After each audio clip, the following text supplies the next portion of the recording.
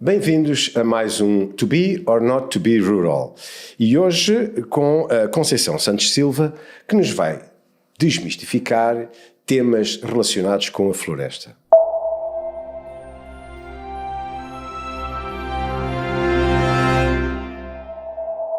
Olá, Conceição. Diga-me uma coisa. Para um leigo como eu, a ideia de que produção associada à floresta está longe de ser conservação. É mais, diria eu, quase que destruição do que conservar. É verdade? Não é verdade. Portanto, de facto, temos muito essa ideia de que temos que compartimentar as coisas, a floresta de produção, a de conservação e a floresta de proteção, e isso não corresponde àquilo que se passa efetivamente. Nós temos, quando produzimos, quer seja material lenhoso, como madeira, quer seja produtos florestais não lenhosos, estamos aqui a falar da cortiça, do pinhão, da castanha, tudo isto são produtos florestais, não podemos dissociar essa atividade da conservação dos recursos, quer sejam eles o solo, a água ou a biodiversidade. Concretizando aqui, por exemplo, para o montado de sobro, o que se passa é que o montado que nós temos, e que é um sistema profundamente humanizado, portanto alterado da sua floresta natural através de práticas do homem, esse montado é classificado pelo WWF e também a nível europeu como um hotspot de biodiversidade e um sistema agrícola de alto valor natural. Portanto, e comparando com a floresta, que seria a floresta natural, ele é mais biodiverso, portanto as suas características são melhores do ponto de vista da promoção da biodiversidade do que a floresta natural, que seria de sobreiro. Porquê é que isso acontece? Porque temos um sistema que é mais heterogéneo, temos um diferente mosaico de uso do solo, por exemplo, umas zonas com matos, outras zonas mais com pastagem, umas zonas onde as árvores são maiores e mais pequenas, e isso cria diferentes habitats para o estabelecimento dos diferentes, quer de fauna, quer de flora, e das diferentes espécies. Só para termos ideia, nós temos no montado duas das espécies mais importantes do ponto de vista da conservação, são o lince ibérico e a águia imperial, e não é conservação a nível nacional, é conservação a nível mundial. Portanto, não se pode, e é um sistema produtivo, não é? De onde nós tiramos, quer seja cortiça, quer seja pastagens. Também quando nós tiramos cortiça ou abatemos uma árvore, portanto saindo agora para os povoamentos lenhosos, se estivermos a fazer uma gestão florestal responsável e sustentável, a extração de cortiça vai acarretar um maior sequestro de carbono, porque vamos produzir mais cortiça para os 9 anos seguintes, e há uma incorporação de carbono, e quando nós cortamos uma árvore madura, quer seja para qualquer produto que seja utilizado, na realidade depois temos que substituí-la por uma nova árvore com maior potencial de crescimento e também maior capacidade de sequestrar carbono na sua fase, nos seus próximos 20, 30 ou 40 anos. Portanto, só o montado de sobro, em termos médios, é responsável, em termos de evitar a erosão do solo, por ano, de cerca de 30 a 50 toneladas por hectare ano de solo, através da sua boa gestão, que é evidentemente aquilo que estamos aqui a falar. E em termos de sequestro de carbono, o balanço anual quer da biomassa, quer do solo, do sequestro, estamos a falar de 1 tonelada de CO2 equivalente por hectare ano. Portanto, não podemos separar as duas componentes, porque elas são na realidade complementares e não antagónicas. Digamos, deixa-me trazer aqui assim um nome que é muito mal visto na sociedade em geral. Eucalipto. Conceição, diga-me lá, o eucalipto é mesmo mau? Há essa percepção. Portanto, a entrada do eucalipto em Portugal, no final, a sua vulgarização mais na década de 80, porque na realidade ele entrou logo entre a década de 40 e a década de 50, e era uma altura em que não falávamos de globalização, e portanto aquilo que vinha de fora era percepcionado de uma maneira diferente. E portanto a entrada desta espécie exótica para a produção de pasta de papel foi mal aceite, foi efetivamente dentro do setor das organizações mais do ponto de vista ambiental, foi muito criticado, e o que é fantástico é que passados 40 anos de mudança nas práticas, de mudança no que é o ordenamento do território, no que é o conhecimento do impacto das várias espécies florestais sobre os recursos, passado 40 anos, essa imagem de que o eucalipto é uma árvore má continua a perpetuar-se na sociedade civil. Portanto, é um mistério, efetivamente, como é que não houve esta alteração de mentalidade. E, portanto, Em factos, não é? Não há dúvida nenhuma, o eucalipto é uma espécie exótica proveniente da Austrália. O mais utilizado a nível nacional para a produção de pasta de papel é o eucalipto glóbulo, é a espécie mais relevante.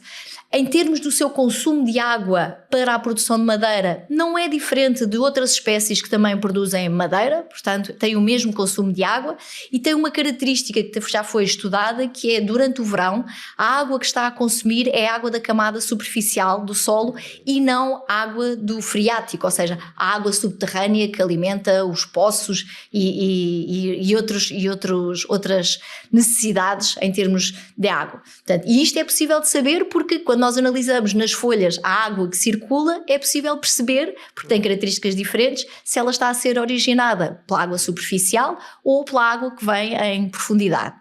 Relativamente à questão do solo também, há muito esta ideia de que depois do eucalipto não vem nada, depois do eucalipto vem tudo aquilo que tem que vir. Há muitos casos, e basta irmos ao campo, há muitos casos de áreas de eucaliptal antigos, com mais de 40 anos, que foram reconvertidos, quer em áreas agrícolas, para hortícolas, para pivôs, para pomares de fruta e também noutras espécies florestais, nomeadamente para a plantação de sobreiros. É muito curioso visitar eucaliptos, por exemplo, ali na região do Ribatejo, onde é possível verificar que os eucaliptos mais velhos têm por baixo uma segunda camada de árvores que são muitas vezes sobreiros, e quando se faz a exploração, o corte do eucalipto tem que se ter muito cuidado para manter esses sobreiros que se instalaram naturalmente, ou seja, naquela região, naquele solo, existem condições para que outras espécies se instalem. Depois é uma questão, evidentemente, da gestão que estamos a praticar e é preciso muito cuidado quando, em termos do ordenamento do território e da instalação do eucaliptal e da sua gestão, temos que olhar para aquilo que temos que conservar, não é? E manter. É o caso das linhas de água, outros valores naturais, vegetação que seja interessante proteger e que pode ser salvaguardada, contribuindo também os eucaliptos para a promoção de biodiversidade. Não sei se têm ideia, mas as grandes árvores de eucalipto são muito importantes para a nidificação, mais uma vez, de espécies ameaçadas, como é a águia de Bonelli ou a cegonha negra. Vemos normalmente a cegonha branca, mas a cegonha negra, que também está classificada como em perigo, também necessita destas árvores de maior dimensão para nidificar.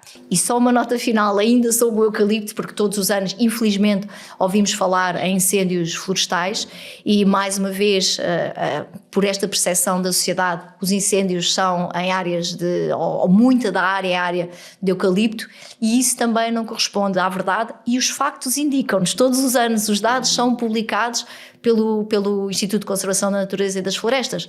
A maior ocupação de solo que é ardida anualmente corresponde a matos, não corresponde a eucalipto.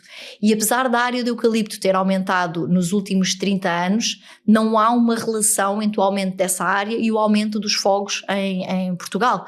Portanto, a área ardida de eucalipto tem-se mantido mais ou menos estável em 10% da área total ardida em cada ano e, como sabemos, tem uma grande flutuação. Portanto...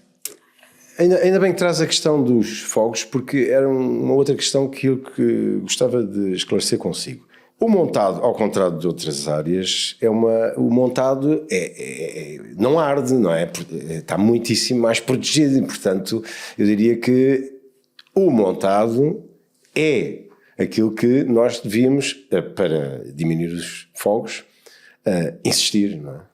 Sem dúvida nenhuma. O montado é uma solução de futuro em termos da gestão daquele território, porque tem uma grande capacidade de resiliência aos cenários de alteração climática que se antevêem. Porém, isso é diferente de dizer que o montado não arde.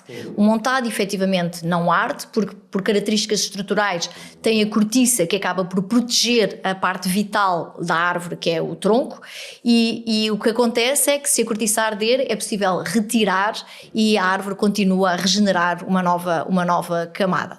Mas pela região onde está instalada, a sua área de distribuição a sul do país, há uma maior facilidade no combate ao incêndio, mas principalmente a gestão que é praticada daquele sistema agro-silvopastoril é que permite diminuir a carga de combustão, portanto, a carga de combustível, aliás, a matéria vegetal que existe disponível para arder, e com essa diminuição, efetivamente, há uma menor propensão para arder. Mas se não houver gestão, não é? Se nós deixarmos a floresta evoluir para uma componente mais natural, o que acontece é que as condições estão todas lá. Ninguém duvida que as temperaturas a sul do país são enormes durante o verão, os níveis de umidade são muito reduzidos e, portanto, as condições estão todas lá. Os focos de ignição que existem a norte existem também a sul e, portanto, na ausência de gestão, o montado arderá e, infelizmente, nós vimos todos os anos pequenas manchas de montado e o ano de 2003 foi um ano mais grave, com grandes áreas, quer na região da Chamusca, quer na região de Grândola, a arder. A Agência Ambiental Europeia identifica o sul do país como uma área de elevadíssima vulnerabilidade, quer porque o impacto das alterações climáticas será muito grande, quer porque a capacidade de adaptação dessas regiões às alterações climáticas também é muito reduzida. E, portanto, é muito importante esta ideia de que o montado é de facto uma barreira às alterações climáticas naquela região, mas só o é se nós continuarmos a acarinhar aquilo que é a gestão deste sistema agroflorestal, porque ele contribui, sem dúvida nenhuma, quer para a defesa das populações, quer para a manutenção daquele território e para o seu desenvolvimento rural. Olha, para terminar, eu gostava que nos dissesse porque é que acha que é importante desmistificar estas ideias que temos, que ao que parece, várias erradas. Ela é particularmente importante porque, como sabe, nós temos cada vez mais uma população que está mais nas zonas urbanas e mais desligada das áreas rurais.